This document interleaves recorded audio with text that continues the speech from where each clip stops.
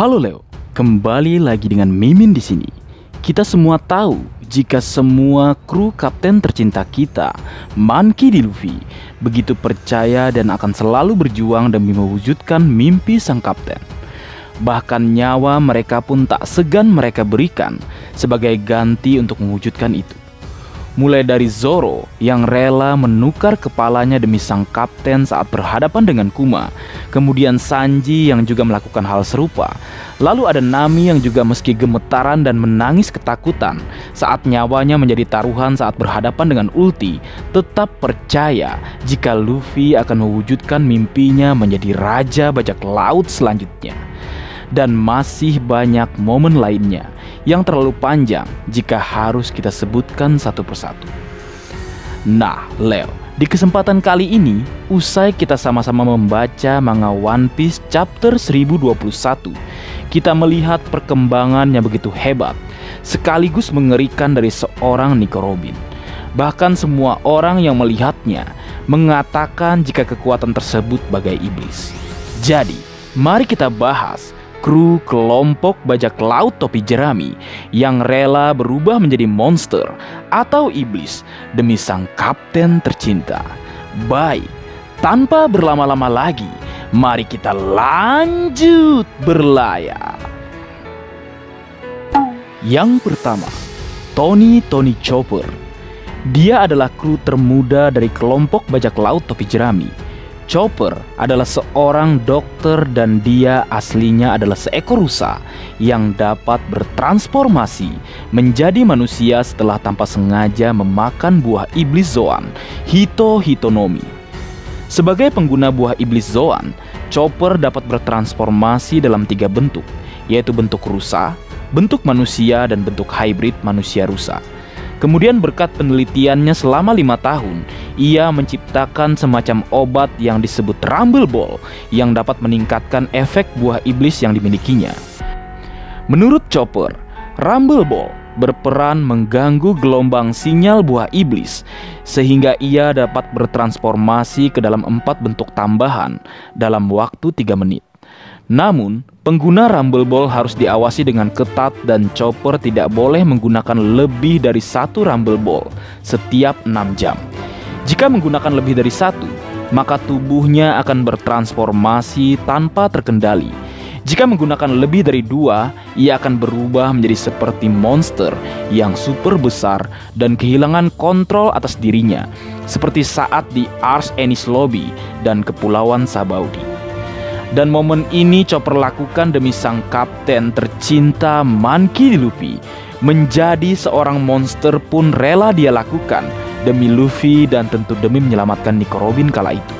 Setelah menghabiskan 2 tahun masa time skip di kerajaan Torino, Chopper mengungkapkan bahwa ia hanya memerlukan 1 Rumble Ball untuk bertransformasi dan mampu bertransformasi ke dalam 6 bentuk lainnya kapanpun ia mau. Ia juga mengaku telah memperbaharui dan menyempurnakan ke-7 bentuk transformasinya. Selain itu, dia juga akhirnya dapat mengontrol bentuk raksasanya atau bentuk monsternya, meski akibatnya dia tidak dapat bergerak beberapa jam setelah perubahan. Dan terakhir di Onigashima, Tony Chopper bahkan rela membuat tubuhnya sangat terdampak akibat memperpanjang durasi penggunaan Monster Point dengan penelitian yang ia lakukan ditambah dengan sedikit bantuan dari Kaisar Clone. Yang kedua, Soul King Brook. Brook adalah salah satu kru bajak laut topi jerami yang Luffy rekrut saat Ars Trailer Bark.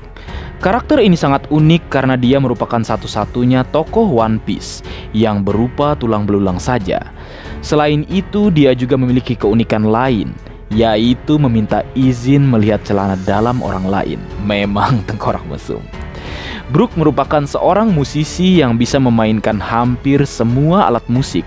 Selain itu, dia merupakan pendekar pedang dalam kelompok bajak laut topi jerami selain Roronoa Zoro. Brook juga merupakan pengguna kemampuan buah iblis, tipe Paramecia, Yomi Nomi, yang melatar belakangi alasan mengapa ia berwujud kerangka berjalan. Begini kisahnya. Setelah kematian seluruh anggota bajak laut Rumbar, termasuk juga dirinya, Brook berubah menjadi arwah dan harus masuk ke dalam jasadnya kembali. Tapi karena di daerah itu banyak kabut, Brook sulit untuk menemukan kapalnya. Setelah bertahun-tahun, akhirnya Brook menemukan jasadnya yang tinggal tulang belulang saja. Sejak saat itu, Brook hidup sendiri di kapalnya dengan wujud tengkorak. Setelah bergabung menjadi bagian dari kru Luffy, dan saat masa pelatihan 2 tahunnya, usai dilemparkan Kuma dari Pulau Sabaudi, Brook yang memang kita tahu bagai monster karena hanya berupa tulang atau kerangka berjalan, setelah masa time skip bahkan merubah dirinya benar-benar menjadi monster dengan kemampuan bagai roh halus. Dia bisa mengontrol jiwanya untuk keluar dari tubuhnya yang hanya tulang belulang. Brook benar-benar bagai monster atau roh halus atau hantu saat ini. Semua dia lakukan demi sang kapten tercinta. Meskipun dia terhitung baru bergabung dibandingkan yang lainnya, semua itu tak jadi masalah. Selain kemampuan serta kekuatan Brook meningkat pesat dengan mampu menciptakan serangan atau tebasan beku yang diberi nama Soul Solid, Brook dapat mengeluarkan jurus Soul King yang memang bagai aura monster, yang mana saat Arch Wall Cake Island berhasil mengalahkan seluruh homies Big Mom yang mengepungnya. Kemudian saat Arch Fishman Island, Brook mampu menyambungkan kepalanya menggunakan arwahnya, seperti arwah Brook bisa memegang benda mati. Lalu yang terakhir, jiwanya yang seperti membawa aura beku dari negeri kematian yang ia sebut Cold Soul, berhasil membekukan One Yudo yang merupakan senjata Black Maria. Brook benar-benar telah menjadi monster dengan wujud atau jiwanya yang bisa ia kendalikan. Mengerikan, namun dia rela lakukan demi sang kapten tercinta. Yang ketiga, Nico Robin. Nico Robin adalah mantan Baroque World yang bergabung menjadi anggota atau kru ke-7 kelompok bajak laut topi jerami. Dia seorang arkeolog dari Pulau Ohara dan menjadi buronan pemerintah sejak berumur 8 tahun berkat kemampuannya membaca poneglyph dengan bounty sebesar 79 juta berry. Impian terbesar dalam hidup Nico Robin yakni menemukan Rio Poneglyph yang mencatat sejarah sebenarnya dari masa yang hilang. Setelah insiden di Enies Lobby, bounty-nya meningkat menjadi 80 juta berry. Dan kemudian, setelah bajak laut topi jerami berhasil mengalahkan Don Quixote Family, Nico Robin mendapatkan kenaikan bounty menjadi 130 juta berry. Nico Robin memiliki kekuatan buah iblis tipe Paramecia, Hana Hananomi, yang memberinya kemampuan menggandakan bagian tubuhnya di tempat lain, karena Hana memiliki arti bunga atau berkembang.